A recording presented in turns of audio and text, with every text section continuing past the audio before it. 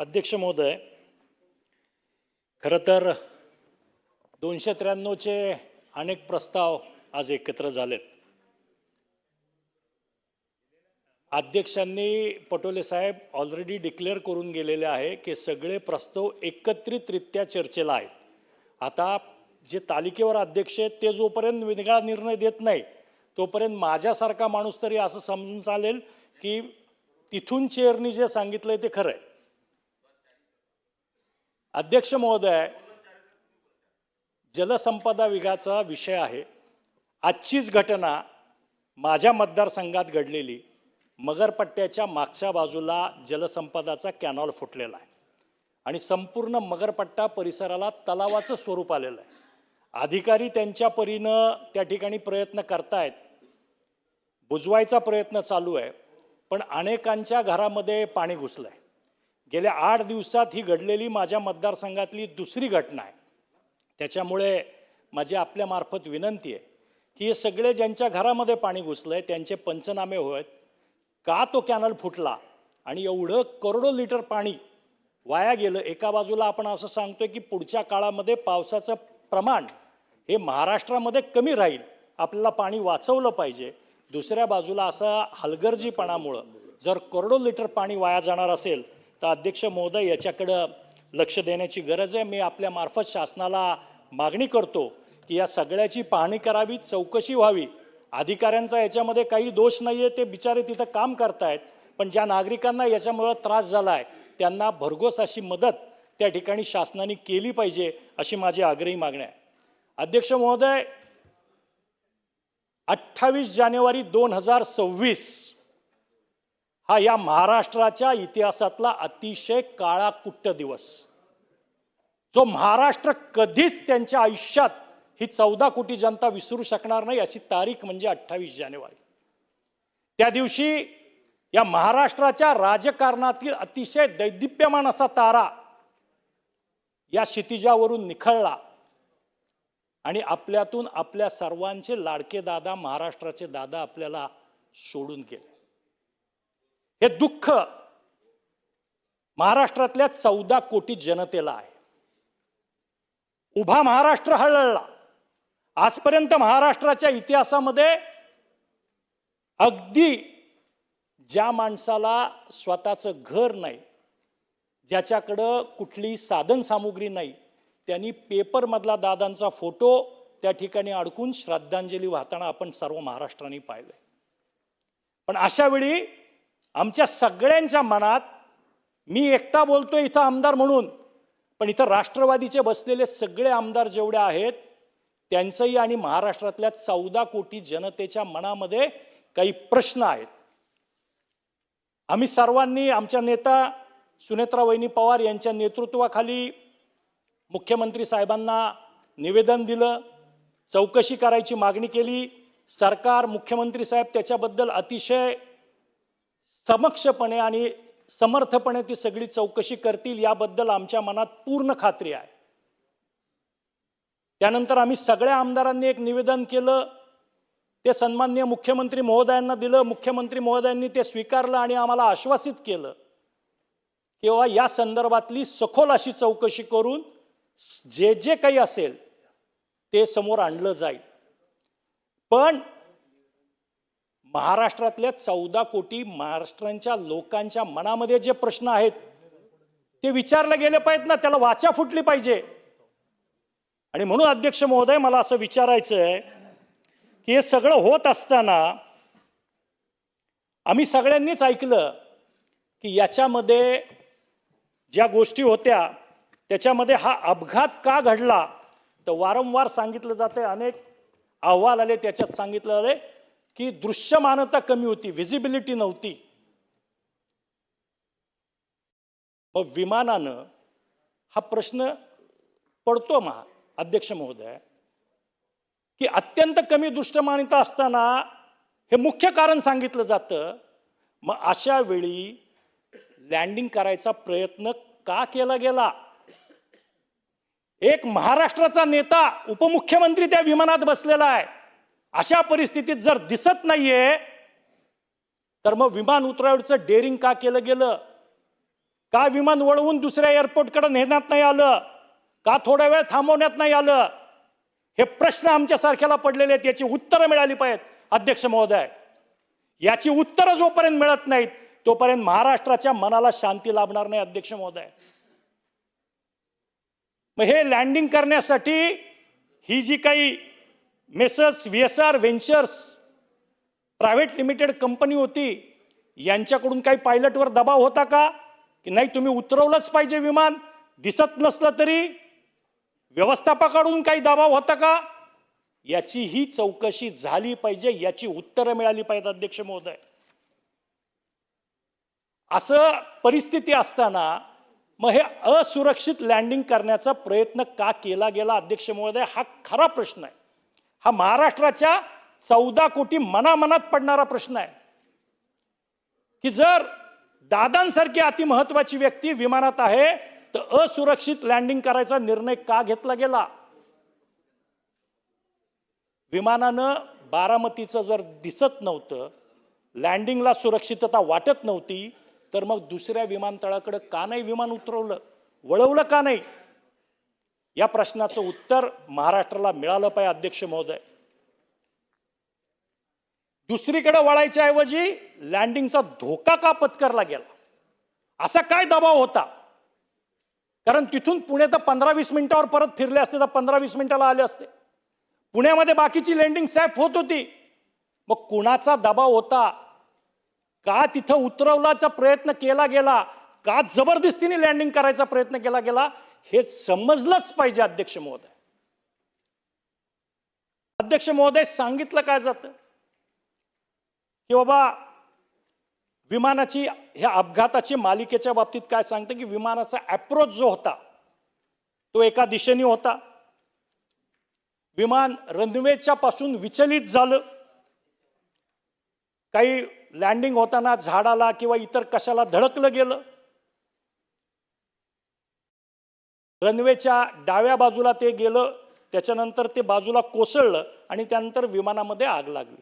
ह्या सगळ्या गोष्टी सांगितल्या जातात, अनेक सगळ्यांनी ऐकल्यात, संपूर्ण महाराष्ट्राने देशाने हे सगळं पेपरमध्ये TV चॅनलवरती सातत्याने ऐकलं. याच्यावर अनेक दिवस चर्चा झाली.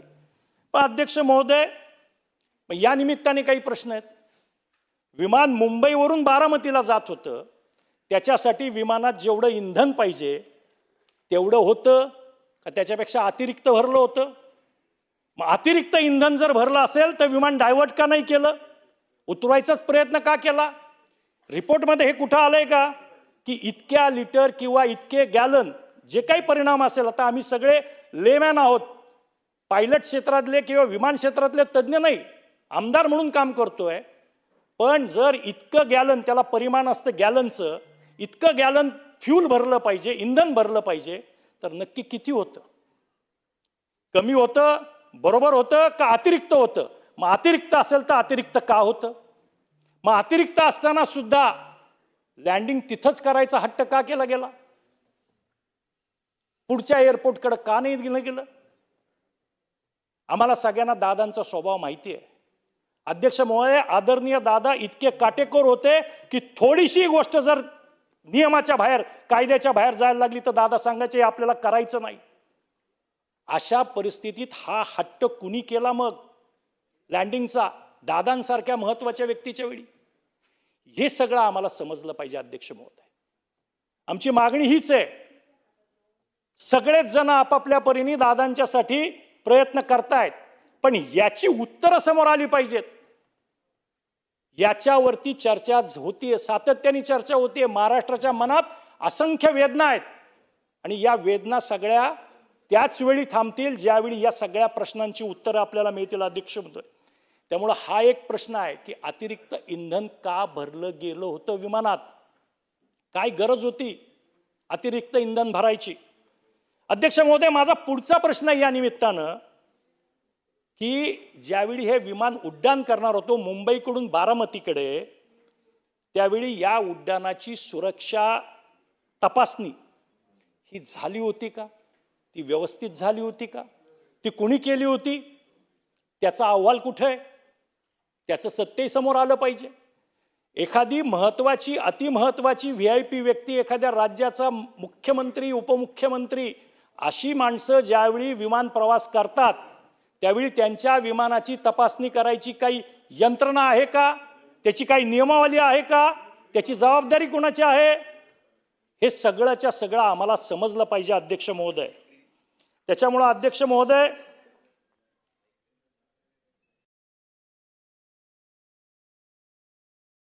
कुठलंही विमान ज्यावेळी उड्डाण करतं त्यावेळी त्या विमानाला उड्डाणासाठी पात्र ठरवणारी जी काही एक AME एअरक्राफ्ट मेंटेनन्स इंजिनियर हे असतात.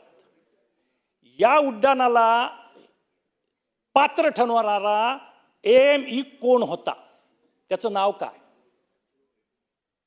कुठला व्यक्ती होता की ज्यांनी हे क्लिअर केलं की हे विमान उड्डाणासाठी योग्य आहे? त्याचं नाव का समोर येत नाही? कोण हा इंजिनियर कोण आहे? एअरक्राफ्ट मेंटेनन्स इंजिनियर कोण आहे हे महाराष्ट्राला कळलं पाहिजे ना अध्यक्ष महोदय. विमान तेच होतं की शेवटच्या क्षणी विमान बदललं? कुठल्या विमानाला क्लिअरन्स दिला होता? कुठल्या विमानाची तपासणी झाली होती? हे सगळे गोष्टी ज्या आहेत या सगळ्या आमच्या मनामध्ये शंका करतायत अध्यक्ष महोदय. त्याच्यामुळं या सगळ्या गोष्टीचे अहवाल समोर आले पाहिजे, डिटेल अहवाल समोर झाले पाहिजेत आणि याची सखोल चौकशी झाली पाहिजे अध्यक्ष महोदय. अध्यक्ष महोदय, सगळ्यात महत्त्वाची गोष्ट जी आम्हा सगळ्यांच्याच मनाला पटत नाही, या महाराष्ट्रात सकाळी 6 वाजता कुठल्या रस्त्यावर ट्रॅफिक जॅम होतं? आम्ही अनेक वेळा मुंबईमध्ये आलोय अधिवेशना. मुंबई आमचं घर नाहीये, मी पुण्याचा आहे, पण मुंबईमध्ये अधिवेशनाच्या निमित्तानं राहतो.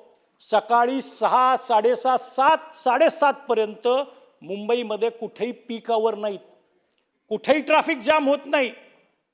मग जे नियोजित या विमानाचे पायलट होते ते असे कुठल्या ट्रॅफिक जॅम मध्ये अडकले होते की त्यांना बदलावं लागलं? शेवटच्या क्षणी हा क्रू बदलला का गेला? हा कुणाच्या आदेशाने बदलला गेला? कंपनीच्या कुणी हे आदेश दिले की क्रू बदलायचा आहे?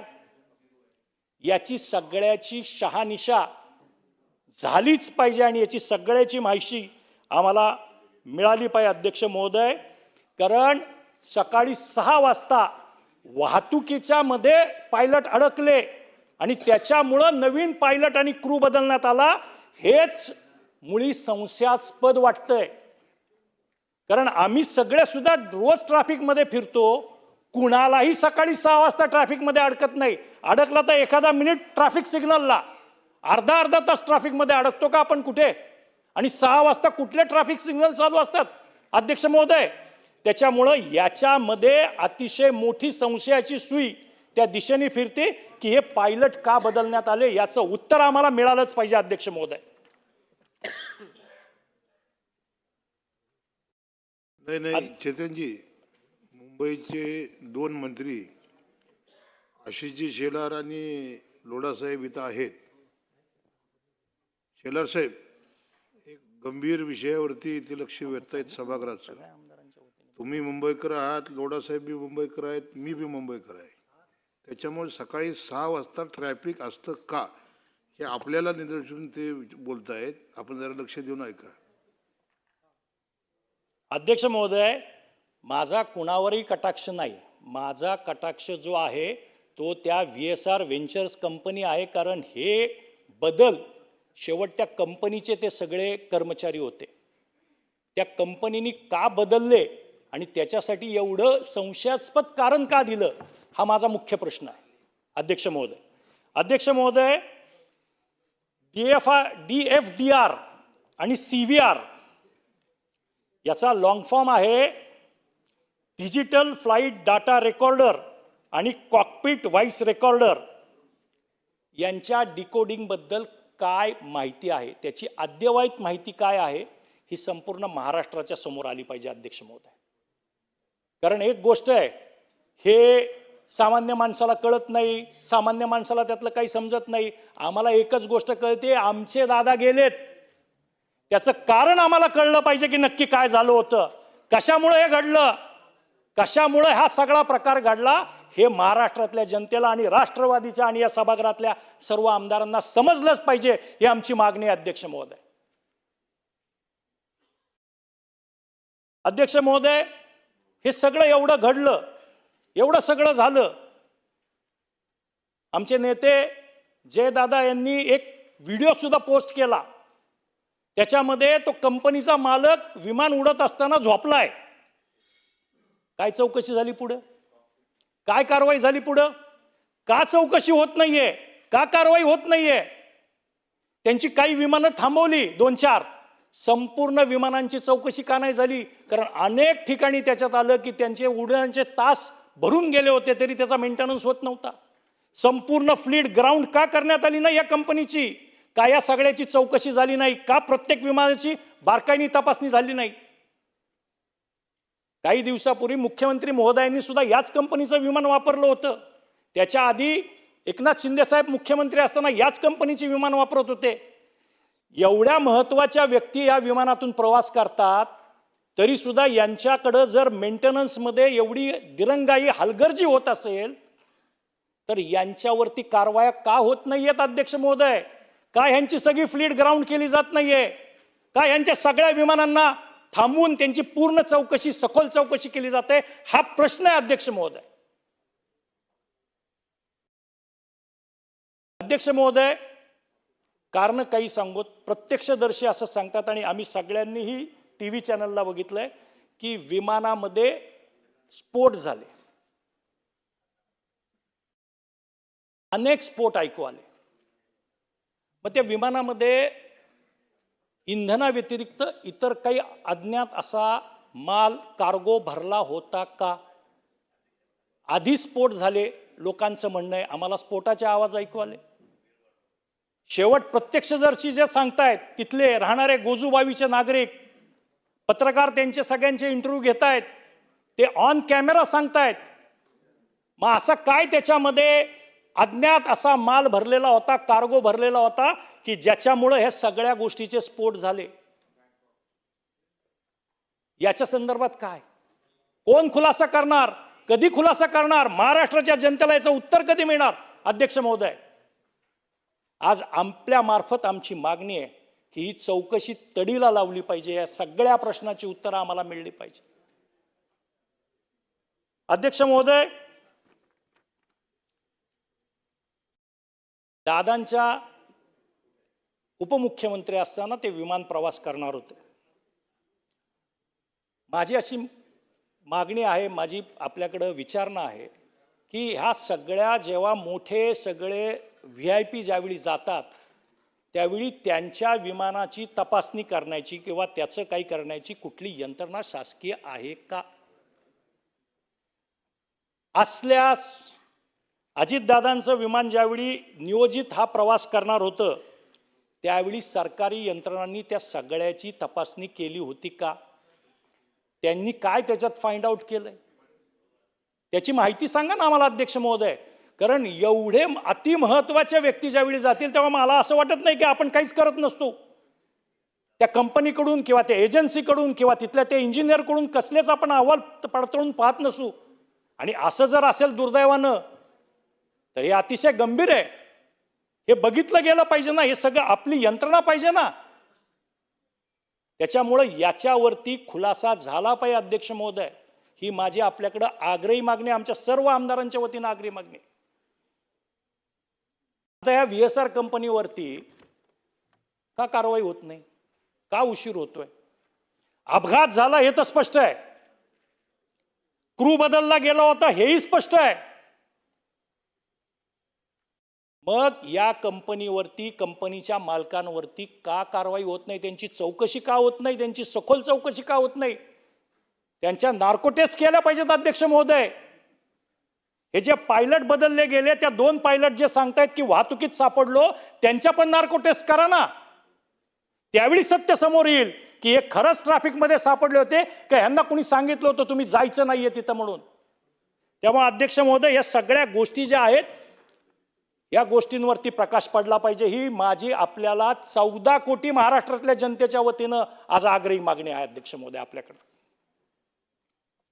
अध्यक्ष महोदय, याच्यामध्ये अनेक बाबी आहेत.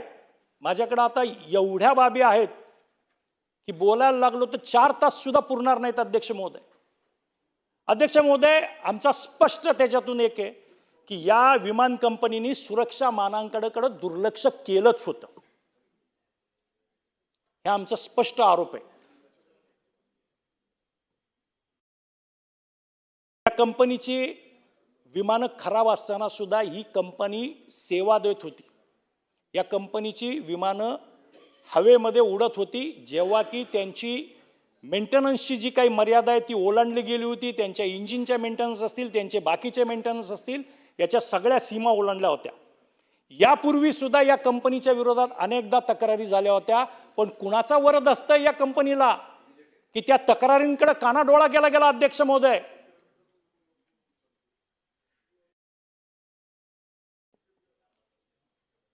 एव्हिएशन सर्टिफिकेट असतं की तुमचं विमान फिट आहे, वैध आहे की नाही याच्या संदर्भातलं.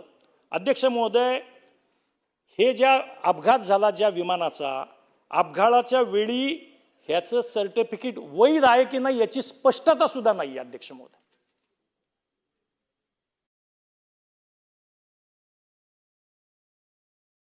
फिटनेस प्रमाणपत्र जे पाहिजे ते फिटनेस प्रमाणपत्र इंजिनियर्सवर कंपनीने दबाव तर दिला नव्हता ना की फिटनेस सर्टिफिकेट दे, कारण त्याची मेंटेनन्सच झाला नव्हता तरी फिटनेस सर्टिफिकेट कसं काय? मग या कंपनीच्या मालकांनी दबाव आणला होता का इंजिनियर्सवर की तुम्ही खोटं बनावट बोगस सर्टिफिकेट द्या, आमचा धंदा चालला पाहिजे? अरे तुमचा धंदा झाला पण इथं महाराष्ट्राचं किती आणि देशाचं नुकसान झालं. सुरक्षा नियमांचं उल्लंघन तर ही कंपनी वारंवार करत होती. खराब हवामान असताना तर ATCने सांगितलं पाहिजे की तुम्ही लँडिंग करू नका, तरी लँडिंगचा प्रयत्न. जर आपल्याला सगळ्यांना माहिती आहे क्लिअरन्स दिला गेला नाही तर विमानाचं लँडिंग होत नाही, उड्डाण होत नाही, लँडिंग होत नाही. समजा मुंबईत हवामान चांगलं होतं असं गृहीत धरू, पण बारामतीला हवामान चांगलं नव्हतं, तर मग ही परमिशन कशी काय दिली गेली? ग्राउंडवर जे काम करत होते त्यांनी सुद्धा ही परमिशन कशी दिली हा पण एक मोठा प्रश्न तयार होतो. अध्यक्ष महोदय, त्यांना माहिती होतं की विमानात प्रवासी कोण आहेत, कुठल्या कंपनीचं विमान येत आहे, हे असताना सुद्धा ही परमिशन कशी दिली गेली याचाही खुलासा झाला पाहिजे, याचाही शोध लागला पाहिजे, याचाही तपास झाला पाहिजे. अध्यक्ष महोदय, आता इतक्या तक्रारी आल्यात तरी सुद्धा आपण मात्र त्या कंपनीवरती का मेहरबान आहोत हे आम्हाला कळत नाही. असं घडल्या पहिल्यांदा त्या कंपनीला ब्लॅकलिस्ट करायला पाहिजे होतं आणि मग चौकशी झाली पाहिजे होती. पहिल्यांदा त्यांना ब्लॅकलिस्ट करायला पाहिजे होतं. अध्यक्ष महोदय, पण अजून कोणाचा जीव जाण्याची वाट बघताय का आपण? परत काही हादसा घडला, घातपात झाला, अपघात झाला तर कोण जबाबदार? अध्यक्ष महोदय, त्याच्यामुळे या सगळ्या गोष्टीमध्ये लोकांच्या मनात विविध प्रश्न आणि संशयाचं हलकल्लोळ झालेला आहे. याची उत्तरं आम्हाला मिळली पाहिजे. आता हा एक झाला सगळा कंपनीचा भाग. याच्यामध्ये हा खरंच अपघात आहे की घातपात आहे याच्याही काही संशयास्पद बाबी आहेत. अध्यक्ष महोदय, पहिली गोष्ट, तपासाला विलंबच का होतोय? एखाद्या गोष्टीच्या तपासाला विलंब व्हायला लागला की लोकांच्या मनात असं यायला लागतं की याच्यामध्ये कुठेतरी काळबेरा आहे. त्याच्यामुळं तपासाला विलंब का होतोय हा प्रश्न सगळ्यांनाच पडतोय. अध्यक्ष महोदय, सुनेत्रा वहिनींनी आणि पार्थ दादांनी आम्हाला दादांच्या त्या प्रवासातल्या ज्या काही दादांच्या वस्तू होत्या त्या दाखवल्यात. आम्ही सगळेच आमदार देवगिरी बंगल्यावर होतो. दादांचे मोबाईल सुस्थितीत आहेत, फुटलेत, स्क्रीन फुटल्यात. जर मोबाईल सुस्थितीत आहेत तर अतिशय सेफ ठेवण्यात आलेला ब्लॅक बॉक्स खराब झाला याच्यावर कुणी विश्वास ठेवा? शेमडं पोरगं पण ठेवणार नाही. अध्यक्ष महोदय, जर म्हणजे दादांचे मोबाईल, आणि आम्ही सगळे ते मोबाईल ओळखतो, दादांकडे जेवढे मोबाईल होते, दादांच्या हातातलं घड्याळ सुस्थितीत आहे आणि तुम्ही सांगताय ब्लॅक बॉक्स जळाला. कोण विश्वास ठेवणार अध्यक्ष महोदय याच्यावर? आणि कसा विश्वास ठेवावा महाराष्ट्राने?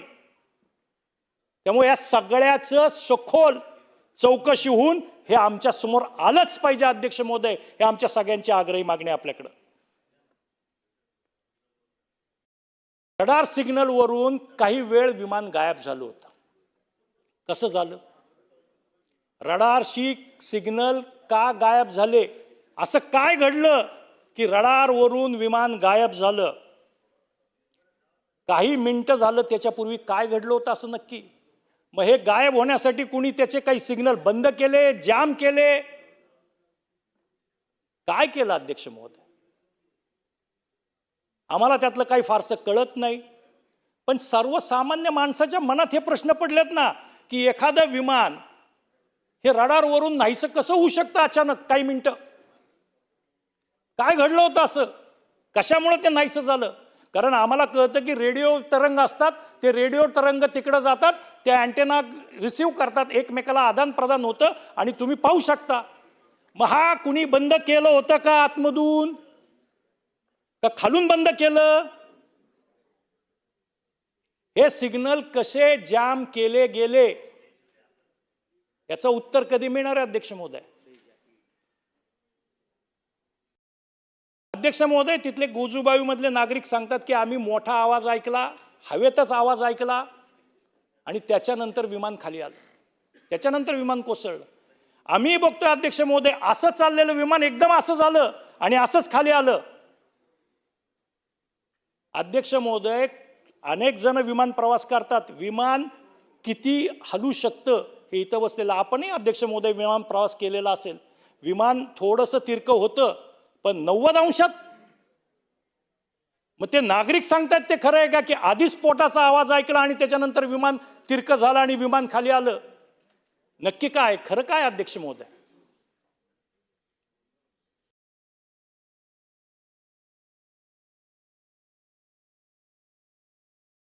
त्यामुळं अध्यक्ष महोदय, तिथं प्रत्यक्षदर्शी जे आहेत, साक्षीदार जे आहेत आणि आत्ता जे समोर येते त्याच्यामध्ये तफावत आहे. त्यांच्या जबाबात आणि याच्यात सगळ्यात तफावत येते. ही तफावत काय येते? आपल्या तपास यंत्रणा वेगळं सांगतायत, प्रत्यक्षदर्शी वेगळं सांगतायत, नागरिक वेगळं सांगतायत, एअरपोर्टच्या शेजारी राहणारे वेगळे सांगतायत. या सगळ्या गोष्टी वेगवेगळ्या प्रकारे समोर येत आहेत आणि त्याच्यामुळे संशयाचं धुकं अधिक दाट होत चाललेलं. असं वाटतंय महाराष्ट्रातल्या जनतेला की कुठंतरी हलगर्जीपणा होतोय. तो प्रशासनाचा होतोय, पोलिसांचा होतोय, सगळ्यांचाच होतोय, अशी एक शंका आज महाराष्ट्राच्या मनामध्ये घर करू लागलेली आहे. आणि त्याच्यामुळे याचा तपास लवकर व्हावा, विलंब होऊ नये आणि जे सत्य आहे ते समोर आलं पाहिजे. जोपर्यंत आम्हाला आमच्या नेत्याच्या या अपघाताचं सत्य कळणार नाही तोपर्यंत आम्ही शांत बसणार नाही अध्यक्ष महोदय. आम्ही तो लढा शेवटच्या क्षणापर्यंत देत राहू, शेवटच्या श्वासापर्यंत देत राहू. पण आमच्या समोर सत्य आलंच पाहिजे अध्यक्ष महोदय, ही आमची आग्रही मागणी आहे. खरं तर आम्ही मुख्यमंत्री महोदयांकडे याचा CBI कडून तपास व्हावा याची मागणी पूर्वच केलेली आहे.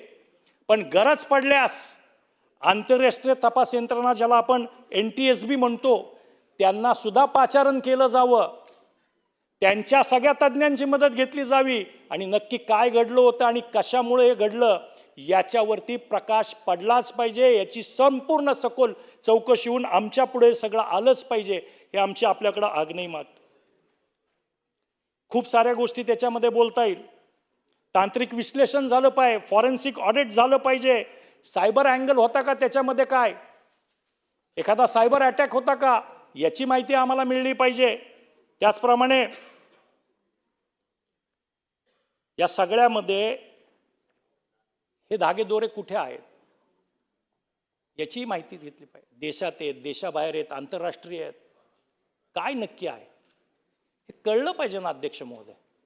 महाराष्ट्राने एक मोठा नेता गमावला आहे, महाराष्ट्राचा उद्याचा उशक्काला आपण गमावलेला आहे, हे समोर आलं पाहिजे अध्यक्ष महोदय. आणि या सगळ्यासाठी आपण सर्वांनीच मिळून, या सभागृहांनी मिळून प्रयत्न केले पाहिजेत असं मला वाटतं. अध्यक्ष महोदय, खूप साऱ्या गोष्टी आहेत, पण आम्हाला असं वाटतं की हे सगळे जे अहवाल आलेले आहेत त्या अहवालावरती तज्ज्ञ चर्चा करतायत, त्याची कारणमीमांसा करतायत, पण अनेक गोष्टी या सामान्य बुद्धीला सुद्धा पटत नाही तो. म्हणजे एक साधी गोष्ट आहे की आम्ही ज्यावेळी बघतो की दादांनी घातलेलं जॅकेट सुद्धा अर्ध जळलेलं आहे, अर्ध आहे, तर ब्लॅक बॉक्स संपला आणि त्याच्यातून आता काही डेटा रिकवर करता येत नाही, तो परदेशात पाठवावा लागतोय. याच्यावर विश्वास नाही बसत अध्यक्ष महोदय. त्यामुळे शेवट ही न्यायाची आणि सत्याची लढाई आहे आणि ही न्यायाची आणि सत्याची लढाई आम्ही लढत राहू.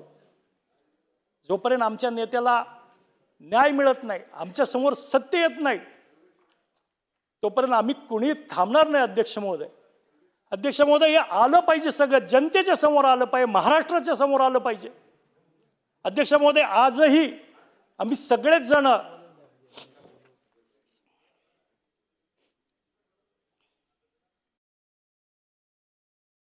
या प्रतीक्षेत आहोत, या महाराष्ट्राच्या मनातल्या प्रश्नांना उत्तरं मिळतील आणि आमच्या दादांना न्याय मिळेल.